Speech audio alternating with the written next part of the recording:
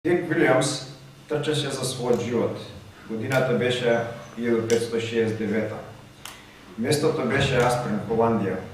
Дрк беше притворен од стражар кој сакаше да го уапси. Додека Дрк трчаше по ладниот терен, обидувајќи се да избегне, дојде до тело со вода, покриено со тенок мраз. Тој се стрча кон пастиот мраз, настојувајќи да избегне заробување. Но еднаш стана свесен дека чуварот исто така го следеше на мразот, но со ужасни последици. Тенкиот мраз се скрши, оставајќи го стражарот целосно во ледената вода. Дрк брзо се сврте и му помогна на човекот кој се давеше, безбедно одлекувајќи го на брегот. Благодарниот стражар сакаше да му дозволи на Дрк да се ослободи, но строгиот судија не кеше да чуе ништо за тоа. Тој го потсети препловениот човек дека е заколнат да ги предаде криминалците на правдата. Дрк беше врзан и испратен во затвор и таму беше испрашуван и мачен да се откаже од својата вера, но тоа беше неуспешен обид. Тој беше прогласен за виновен дека одново се крстал, одржувал тајни состаноци во својот дом и дозволил крштевање таму, за кои работи тој слободно призна. Беше осуден на екзекуција со оган и умре со сурова маченичка смрт. Што го натера Дрк да се врати и да му помогне на стражарот кој го гонеше? Што го натера Дрк да си го стави својот живот во опасност и да заврши со сурова маченичка смрт? Неоставниот одговор беше љубов. Љубовта го натера тоа да го направи. И тоа ќе ни биде темата на денешната проповед. Ќе разгледуваме љубовта, поточно Божјата љубов. И предавањето ќе биде базирано од 1 Јован, писмото што е напишано од апостол Јован, 4 глава, 7 до 12 стих. Ако имате Библија, може да свртите таму или на вашите телефони. Да го прочитаме стиховите, да прочитаме стиховите кои ќе ги разгледуваме утро. 1 Јован, 4 глава, од 7 до 12 стих. Апостол Јован пишува вака: Возлюбени, да се љубиме еден со друг, зашто љубовта е од Бога, и секој кој љуби е роден од Бога и го познава Бога. Кој не љуби, не го познал Бога, зашто Бог е љубов. Божјата љубов кон нас се покажа во тоа што Бог го испрати својот единороден син, за да живееме преку него. Во тоа се состои љубовта, што ние не го љубевме Бога, туку Бог нас не возлюби и го прати својот син, за да ги очисти гревовите наши. Возлюбени, кога така Бог не возлюби, тогаш ние сме должни да се љубиме еден со друг. Бог никогаш никој не го видал. Ако се љубиме еден со друг, Бог пребива во нас и неговата љубов е совршена во нас. Тие се стиховите од 7 до 12 стих. И предавањето ќе биде ќе се состои од 4 точки во и заклучок. И секоја точка е извадена од стиховите што ги прочитавме. Првата точка ќе гледаме основа на љубовта од 7 стих. Втората точка ќе биде извор на љубовта од 8 стих. Манифестација на Божјата љубов 9 и 10 стих и доказ на Божјата љубов 11 и 12 стих. Започнеме со војот. Посланието од апостол Јован што е напишано, како што кажавме од минатите проповеди кога разгледувавме одредени стихови од апостол Јован, е напишано со цел да ни каже како христијани дали имаме вечен живот, дали навистина сме христијани. И тоа го прави не субјективно, туку објективно, преку одредени докази. И апостол Јован ни дава два типа на докази. Едниот тип се доктринални докази, одредени учења кои мора како христијани да ги веруваме, и практични докази како христијани мора тие да ги практикуваме, или тие практични манифестации во нашиот живот треба да бидат реални, доколку сме вистински христијани. И тоа го кажува апостол Јован во 5 глава, 13 стих, вика вака: ова ви го пишувам вам, кои верувате во името на Синот Божи, за да знаете дека имате живот вечен и да верувате во името на Синот Божи. Значи, како што кажав, апостол Јован ни кажува и го пишува ова послание за да знаеме дека сме христијани и како може да знаеме. Овие стихови што ги разгледавме од 7 до 12 стих, Јован тука опишува една практична вистина, која како христијани мора да ја имаме во нас. И во целото послание од 1 Јован може да се издвојат 5 докази кои се практични и кои се поврзани со љубовта. Значи, љубовта како е поврзана со нашата врска со Бог. Првиот доказ, чисто за вовед, може да видиме дека љубовта ни покажува дека имаме заедништво со Бог. И тоа може да го видиме во 1 Јован, 1 глава од 5 до 6 стих. И истата мисла продолжува во 2 глава од 9 до 12 стих. Јован вика: известувањето пак што го чувме од него и вам ви го предаваме, тоа е дека Бог е светлина и во него нема никаква темнина. Ако речеме дека со него имаме заедништво, а одиме во темнина, тогаш лажеме и не постапуваме според вистината. Истата мисла, како што кажав, продолжува во 2 глава, 9 стих, и вика: кој вели дека е во светлина, а го мрази братот свој, тој е се уште во темнина. Кој го сака братот свој, тој е во светлина и во него нема соблазнување. А кој го мрази братот свој, тој се наоѓа во темнина и во темнина оди и не знае никаде оди, бидејќи темнината му ги заслепила неговите очи. Ви го пишувам, чеда, ова, дека заради неговото име ви се опростени гревовите. Првиот доказ е дека љубовта ни покажува дека имаме заедништво со Бог, дека одиме во светлината. Втората точка е љубовта ни покажува дека сме Божји деца или Божји чеда.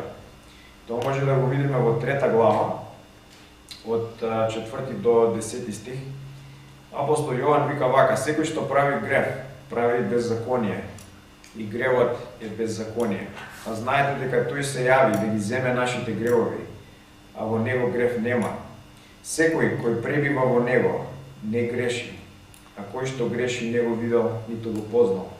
Чеда, никој да не ве заблудува. Кој постапува праведно, праведен е, како што праведен е тој. Кој прави грев, од ѓаволот е, кој што ѓаволот греши од почетокот. Па затоа ни се јави Синот Божи да ги урне делата ѓаволски. Секој што е роден од Бога, ни грев не прави, зашто семето негово пребива во него и не може да греши, бидејќи е роден од Бога. И еве во 10 стих ни го кажува врзаноста. Чеда Божи и чедата ѓаволски по ова се познаваат. Секој што не постапува праведно и секој што не го љуби братот свој не е од Бога. Втората точка, како што кажав, е љубовта ни покажува дека сме Божји деца, дека сме Божји чеда. Третата точка како вовед, генерална перспектива, љубовта ни покажува дека имаме живот вечен. Тоа може да го видиме исто од 3 глава, од 11 до 15 стих. И вика вака: зашто ова е пораката што ја чувме од почетокот, да се сакаме еден со друг. Не како Каин, кој беше од лукавиот и го уби брата си. А зошто го уби? Зашто неговите дела беа лоши, а на неговиот брат праведни. Не чудете се, браќа мои, ако светот ме мрази. Ние знаеме дека преминавме од смрт во живот, бидејќи ги љубиме браќата своји. Оној што не го љуби братот свој, тој останува во смртта.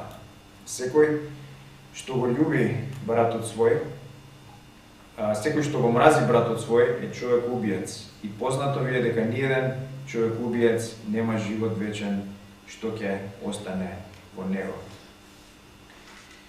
Четвртата точка е љубовта ни покажува дека се покоруваме на Божите заповеди. 1 Јован 5 глава 3 стих, бидејќи љубовта кон Бога се состои од ова, да ги пазиме заповедите негови, а неговите заповеди не се тешки. И сега петиот доказ е љубовта ни покажува дека Бог живее во нас. И тоа е текстот што ќе го разгледаме ова утро. Како што може да видиме, Јован е апостолот на љубовта и темата на љубов е најзастапена во неговите писма и пишувања и е најубавата тема во христијанскиот живот, најславната тема во Библијата. И е клучен елемент, основен, нужен клучен елемент во христијанството и во христијанинот. Без љубов нема христијанство, без љубов нема христијанин. Започнеме со разгледување на текстот. 7 стих ќе видиме основа на љубовта. Апостол Јован вика возљубени да се љубиме еден со друг, зашто љубовта е од Бога и секој кој љуби е роден од Бога и го познава Бога. Текстот отпочнува со терминот возљубени. Истиот се повторува и во 11 стих. Агапеитој е оригиналниот збор и се мисли на возљубени од Бог, љубени, сакани од најважниот, највредниот, највисокиот. И како возљубени, апостол Јован ни дава и ни поттикнува и ни заповеда да правиме нешто. Тоа е да се љубиме еден со друг.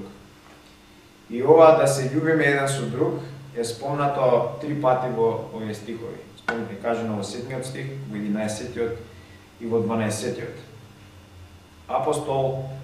Едноставно апостол Јован ни заповеда како возљубени да се љубиме еден со друг. Терминот кој се користи е агапе, старогрчкиот збор, и не се работи за емоционална љубов, не се работи за еротична љубов, за себична, условна, фамилиарна или филантропска љубов. Се работи за највозвишената, најнадприродната, света, божествена, Божја љубов. Овој термин е највисокиот термин за љубов кој се користи во старогрчката литература.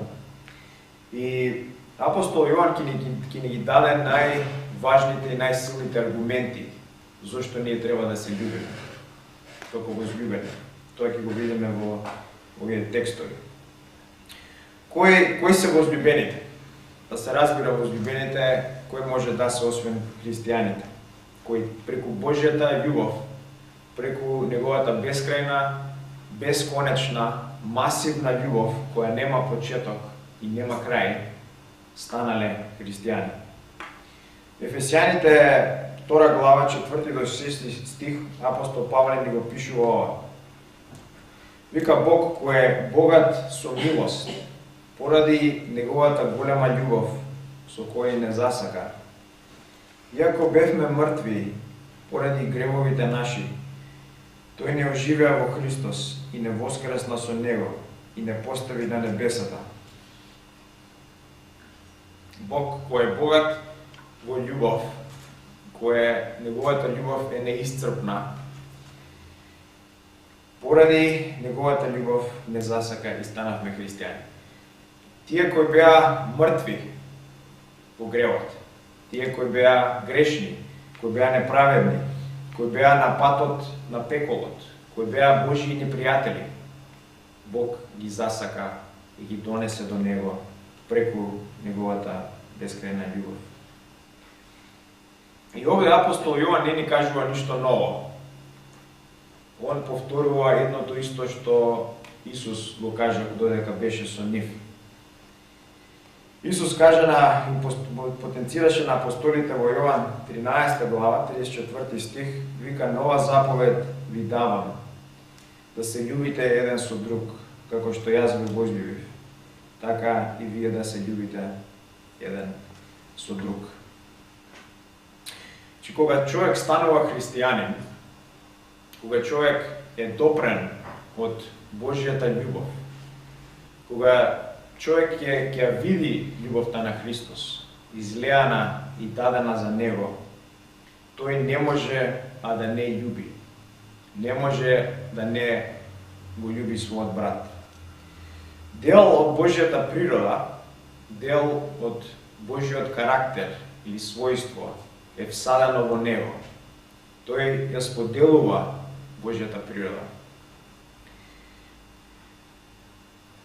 Може ли човек да се допре до оган, а да не се изгори? Може ли човек да биде фрлен во вода, а да не се намокри? Тоа што е родено од тело е тело, тоа што е родено од дух е дух, и тоа што е родено од љубов е љубов. Неизбежен резултат на нановородувањето, на спасението, е човекот да љуби. Бидејќи љубовта е од Бог и е својство и карактеристика негова.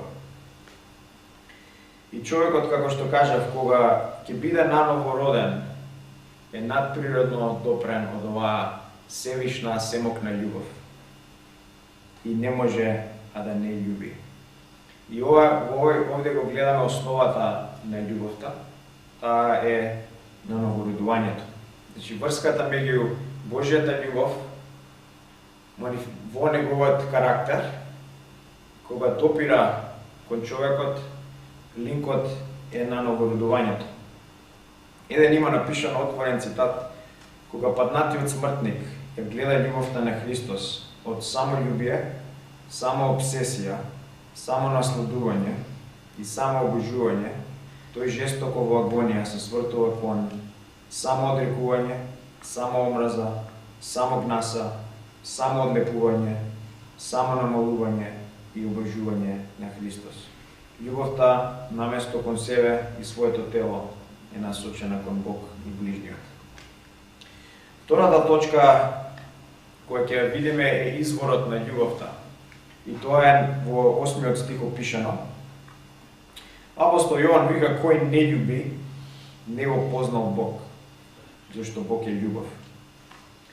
И не пишува интересно во начинот на која е конструирана реченицата, и ова може да се види во оригиналниот текст. Не пишува љубов е Бог, него специфично пишува Бог е љубов. Членот на реченицата е ставен не на љубов, туку на Бог, што не ни дозволува да преведеме обратно, да кажеме љубов е Бог, во генерална смисла, туку специфично Бог или Богот е љубов. Што ни кажува дека Бог е дефиницијата или суштината, фонтаната и есенционалноста на љубовта. Љубовта во генерална смисла како човечки концепт не го дефинира Бог, туку Бог ја дефинира љубовта. Без Бог нема вистинска љубов. Без Бог нема љубов. И нема апсолутна дефиниција за љубов. Бог е тој што е детерминаторот на што е љубов и што е вистинска љубов. И оваа реченица Бог е љубов е овде само во први Јован најдена, е напишана. Е многу едноставна реченица, сепак многу длабока. Бог, како што знаеме, е вечно битие. Нема почеток, нема крај. Сите негови карактеристики и својства што ги поседува се вечни. Нема почеток, нема крај на неговите својства и карактеристики. За да логично Бог биде љубов, вечна љубов, која нема почеток, нема крај, која не е врзана за дејствата што Бог ги прави надвор од себе, тоест како создадението и спасението, Бог логично мора да биде заедница или плуралност во своето битие, за да терминот или фразата Бог е љубов прави смисла. Ако Бог не е плуралност или заедница во своето битие, фразата Бог е љубов не прави смисла. Средновековниот теолог од 12 век, Ричард од Сент Виктор, во книгата De Trinitate, добро аргументира дека Бог, бидејќи е љубов, тој мора да биде логично плуралност во своето битие. Тој пишува, плуралноста на божественоста не може да постои без полнота на добрина. Но полнота на добрина не може да постои без полнота на љубов. Ниту пак може да постои полнота на љубов без плуралност на божествените лица. Затворен цитат. За да постои љубов, мора да има субјект кој дава љубов и објект кој прима љубов. Доколку нема субјект кој дава љубов и објект кој прима љубов, нема љубов. Ако имаш само субјект кој дава љубов, а нема субјект кој ќе ја приме таа љубов, и нема субјект кој дава љубов, а има само објект кој ја прима таа љубов, нема љубов. Што ни кажува ова? Ни кажува дека во вечноста, пред почетокот на светот, Бог во својата плуралност се љубел и тоа се уште се љуби. И изворот на љубовта што ние гледаме манифестирана во човекот и во човечкиот контекст е заемната љубов меѓу личностите од Светото Тројство. Таткото го љуби синот, синот го љуби таткото и духот ја дели истата љубов. Значи во Светото Тројство, бидејќи Бог е љубов, имаме вечна, неисцрпна, бесконечно размена на масивна семокна љубов, каде што таткото бескрајно и масивно и семокно го љуби својот син. И синот ја возвратува истата љубов. Со ист капацитет, ист екстрем, исто бескрајно. И таа љубов е поделена со Светиот Дух исто така. И таму се оригинаторите или изворот на љубов. За љубовта на таткото кон синот гледаме во Јован 3 глава, 35 стих, пишува Отецот го љуби својот син. Во Јован 15 глава, 9 стих, Исус вика како што ме возљуби Отецот мене, и јас ви возљубив јас вам. Останете во мојата љубов. За љубовта на синот кон таткото, во Јован 14 глава, 30 и 31 стих, Исус вика, нема повеќе да зборувам со вас, бидејќи иде кнезот на овој свет и во мене тој нема ништо. Но за да разбере светот дека го љубам Отецот и како што ми заповеда Отецот, така правам. Синот го љуби Отецот. Таа вечна љубов што е меѓу таткото и синот и таткото е споделена во спасението, е споделена со Духот и Духот ја дели таа со нас во спасението. Тоа може да го видиме во Римјаните 5 глава 5 стих, вика љубовта Божја излеана во нашите срца преку нам дадениот Свети Дух. И Јован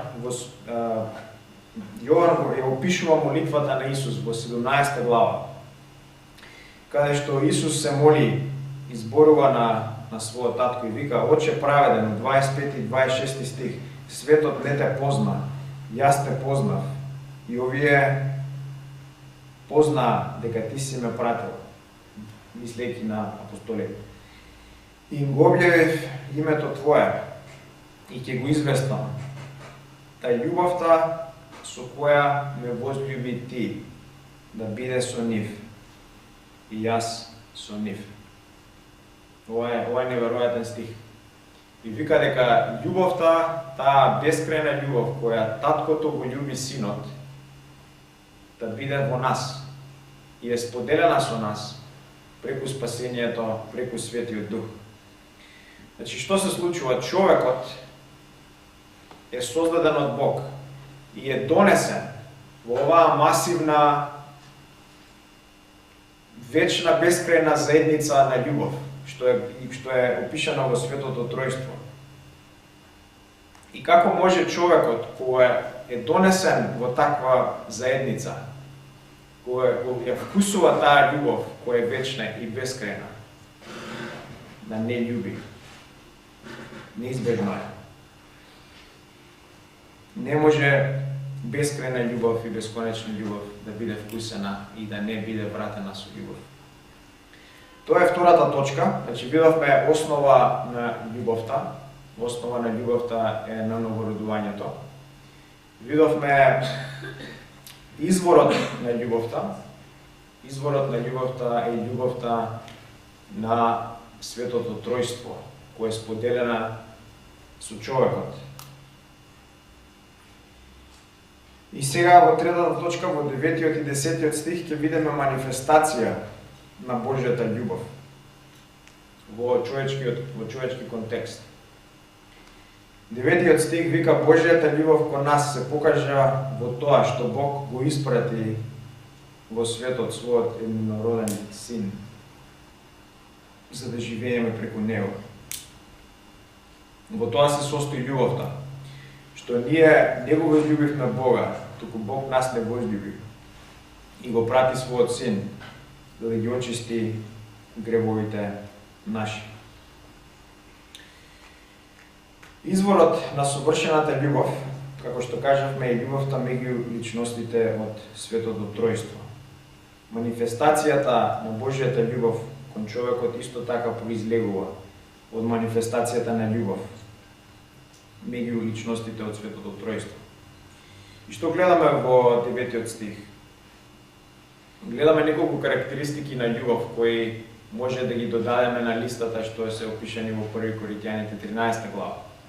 Што се случува? Вика, Божјата љубов ни се покажа што Бог го испрати или го даде својот син.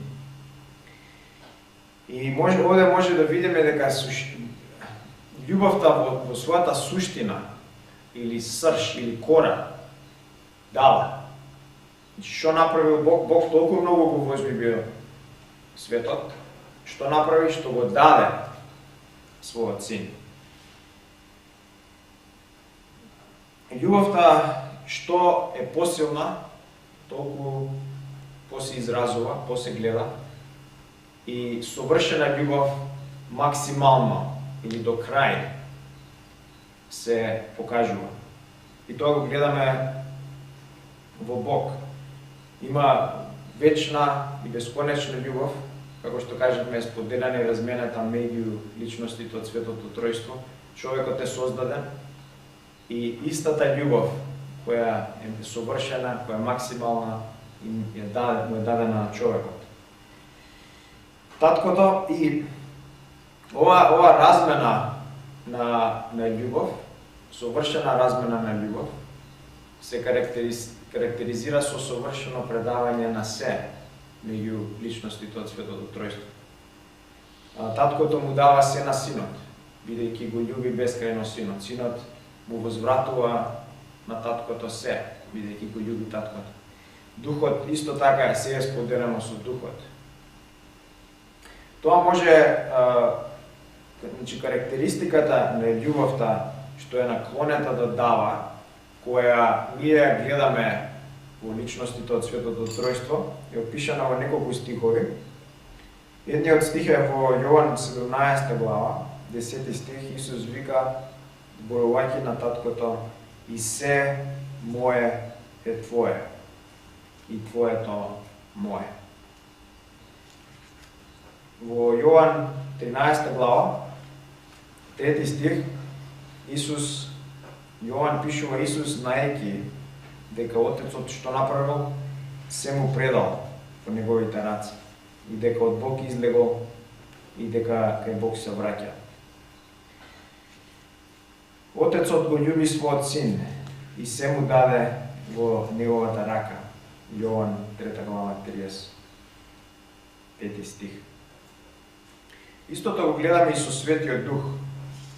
Не е толку експлицитно кажано, но може да се види во 1 Коринтијаните 2 глава, 10 стих, каде Павле вика, а нам пак ни го откри тоа, се збори за спасението, Бог преку својот Свети Дух, зашто Духот продира во се, па дури и во длабочините Божии.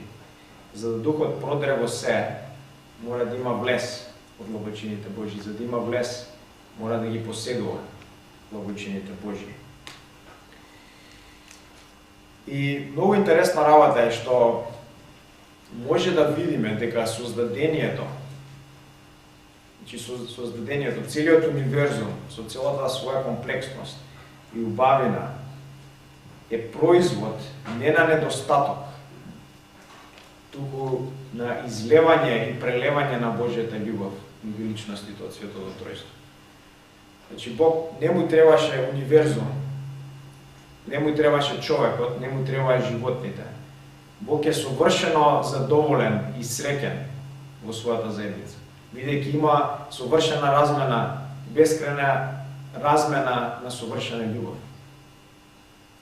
Но човекот и создадението и универзумот е производ на прелевање на таа љубов, на изливање на таа љубов. Исто така и спасението. Че Бог не требаше да го спаси човекот. Што ќе му е да се мачи да го спаси? Можеше да го остави и да гори у пеколот цела вечност и да плаќа казната за нашите гревови. Но преку тоа истото прелевање и излив на Божјата љубов, спасението се актуализира. Истото е и кулминацијата на се видливо и невидливо на крајот на светот, ќе биде производ на излив на Божјата љубов, што гледаме меѓу личностите од Светото Тројство. И таа љубов, која е вечна, е споделена со човекот и е споделена максимално, е споделена совршено, е споделена целосно. Не 50%, не пола посто, туку целосно. Тоа го гледаме во Јован 3 глава, 16 стих, вика зашто Бог толку многу го возлюби светот, што го даде својот единороден син. Истото го гледаме и во стихот тука, нели Бог го прати својот син за нас. Бог го даде тоа што е највредно, тоа што е најдрагоцено, тоа што е најважно, тоа што е најсовршено, тоа е неговиот син. Пуританецот Вилијам Сперстрој кажал, отворен цитат, Божјата љубов не извира од задоволство во нашата убавина, туку од сожалување на нашата деформација. Господ Исус учеше да ги љубиме своите непријатели.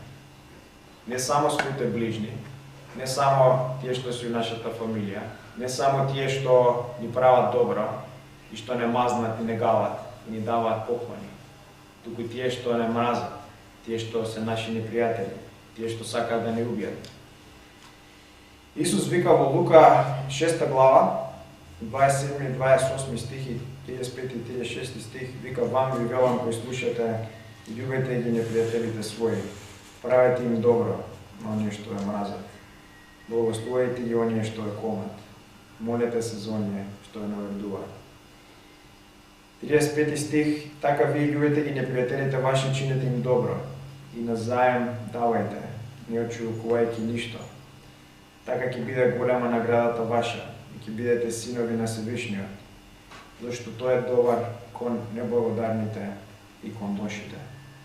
И така бидете милосрдни, како што е милосрден вашиот Отец. Исус учеше да ги љубиме своите непријатели и тоа практично го покажа на дело во неговиот живот. Тој дојде и ги љубеше своите непријатели. Тие бевме ние. Ние бевме неговите непријатели. Ние бевме тие што се грешни, што што се проклети, што се на пат на пеколот. И тоа го гледаме многу добро во Римјаните, во 5 глава 8 стих. Исус вика: Бог ја докажа љубовта своја кон нас, со тоа што Исус умре за нас, уште додека бевме грешни. Во 10 стих истото го гледаме. Ако се помиривме со Бога преку смртта на Неговиот Син, уште додека бевме Негови непријатели. Во Ефесијаните 2 веќе прочитавме 4 и 5 стих, ние сме мртви во гревот, мртовци. И во 1 Петар 3 глава 18 стих, бидејќи Петар вика: и Христос да не доведе до Бога еднаш пострада за гревовите наши, праведникот за неправедните. Значи, манифестацијата на Божјата љубов е манифестација на, како што кажав, вечната љубов, која е во основите и заедницата на Светото Тројство. Таа доаѓа преку Синот, кој се дава и умира за своите непријатели. Гледаме максимално издивање на љубов, совршено издивање и преливање на неговата љубов. Тој умира за проклети непријатели. 10 стих вика: во тоа се состои љубовта, не дека ние го возлюбивме Бог, па сега Бог ни враќа. Туку Бог не возлюби нас и го прати својот Син да ги очисти нашите гревови. Тука ја гледаме друга карактеристика на љубов, е дека љубовта е само иницијативна, дека не чека, туку изима иницијатива, е проактивна. Бог не љубеше додека ние го мразевме. И од стихови од 1 Коринтијаните и од Римјаните може да видиме дека човекот без Христос го мрази Бог. Има формирано свој концепт за Бог, со кој го сака, ама тој не е точниот концепт за Бог. И природниот човек, поради гревот, го мрази вистинскиот Бог и бега од него. И Бог доаѓа и го спасува тој човек. Спасува тој што го мрази. И Бог не тој што прв нас не возлюби. Че ние бегавме од Бог, го мразевме Бог, не кевме ништо имаме со него. Тој доаѓа, зима иницијатива и умира за гревот. И овој збор ги очисти нашите гревови.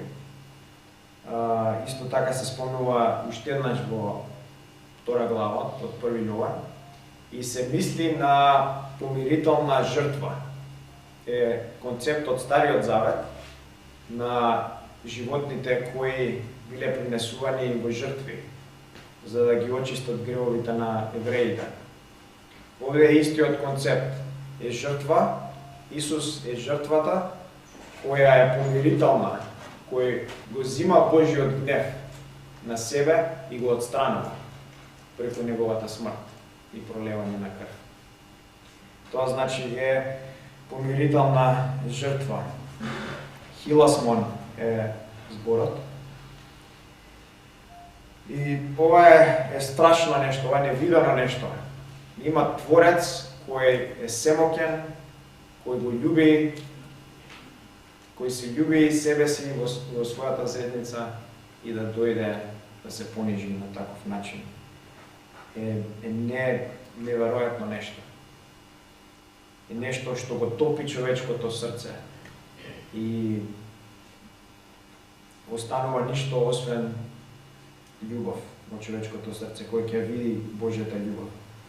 Стивен Шарнок во дискусии за постоењето и атрибутите на Бог пишува, отворен цитат: тој, таткото, сакаше да чуе како стенка синот и да види како крвари, за да ние не стенкаме под неговата намутеност и не крвариме под неговиот гнев.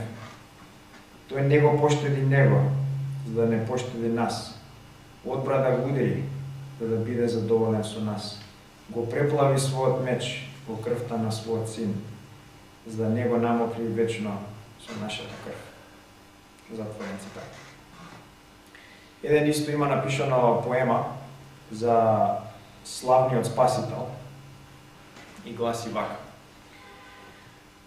Отворен цитат. Господ Бог Исус Христос се понижи, за да човекот се издигне. Се осиромаши, за да човекот се збогати. Беше презрен, за да човекот биде почитуван. Беше отфрлен, за да човекот биде прифатен. Беше навредуван, да човекот биде пофален. Беше заробен, за да човекот биде ослободен. Беше обвинет, за да човекот биде оправдан. Беше казнет, да човекот биде награден. Беше мачен и прободен, за да човекот биде исцелен. Беше насилно заклан, за да го заколе гревот во човекот. Беше длабоко ранет, за да длабоко го допре човечкото срце. Беше обиткан во тага, за да човекот биде обиткан во среќа. Куси невидена болка, да човекот куси невиден благослов. Го вкуси пековот, да човекот го вкуси рајот. Пролеа безброј солзи, да човекот пролее безброј насмевки. Излеа безброј капки на крв, да човекот излее безброј солзи од радост. Безбројните негови рани донесува безброј опростувања. Тој умре, за да човекот оживее, тој воскресна, за човекот биде со него во рајот. Највисокиот падна толку ниско, да ги воздигне најниските во своите бескрајни височини. О, каква незаслужена љубов, каква драгоцена милост, каков неопислив спасител. Затворен цитат. Четвртата точка, која е опишана во 11 и 12 стих, е доказ на Божјата љубов. И се мисли на доказ во нас, на Божјата љубов. Вика, возлюбени, кога така не возлюби Бог, тогаш ние сме должни да се љубиме еден со друг. Бог никогаш никој не го видел. Ако се љубиме еден со друг, Бог пребива во нас. Неговата љубов е совршена во нас. Чисто овде е повторено, да сме должни да се љубиме еден со друг. И како што кажавме, љубовта е само иницијативна, вољна одлука, не е движена од емоции и чувства, иако емоциите и чувствата следат. Но во почетната фаза е само иницијативна вољна одлука да дадеш и да се дадеш пожртвувано, целосно, совршено. И интересното е овде што вика Бог никогаш не го видел. Никој не го видел. Ако се љубиме еден со друг, Бог пребива во нас. Што ни кажува овие стихови? Ни кажуваат стихови дека Бог никогаш никој не го видел. Но ако се љубиме еден со друг, Бог ќе се види.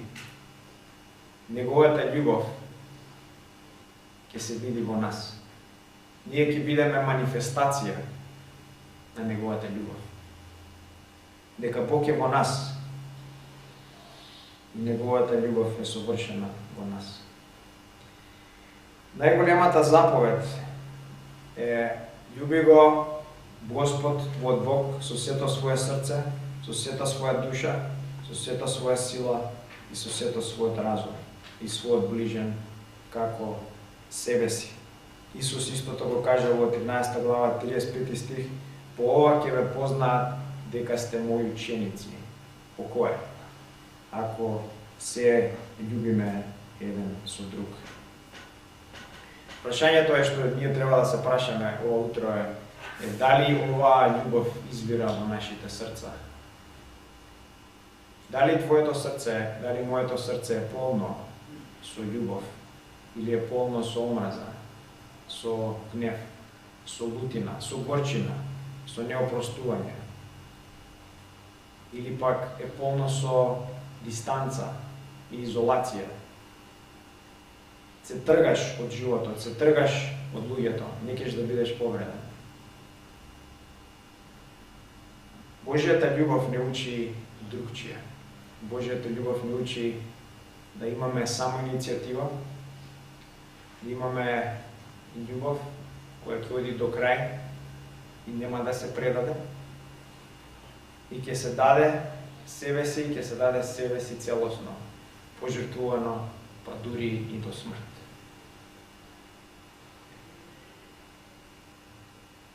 Ќе завршам со една пуританска молитва. Се вика љубовта на Исус.